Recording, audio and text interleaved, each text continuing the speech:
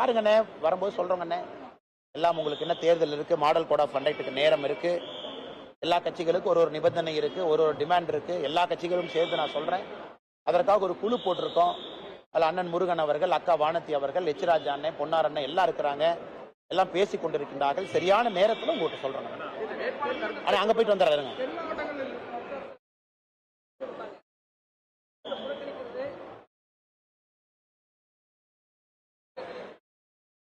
MSME குறிப்பா நம்முடைய கொங்கு பகுதி, குறிப்பாக கோயம்புத்தூர், திருப்பூர் எல்லாமே எம்எஸ்எம்இனுடைய தலைநகரமா இருக்கக்கூடிய பகுதி. இன்னைக்கு அவர்களுக்கு என்னுடைய வேண்டுகோள், அவர்கள் வைத்திருக்கக்கூடிய எல்லா நியாயமான கோரிக்கைக்கும் நம்முடைய பாரதிய ஜனதா கட்சி கூட நின்றுக்கும்.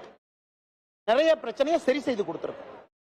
இன்னைக்கு சரி செய்ய முடியாத பிரச்சனைன்னு மாநில அரசு வேண்டுமென்றே கிளப்பி இருக்கிறாங்க. குறிப்பாக மின்சார கட்டண உயர்விலிருந்து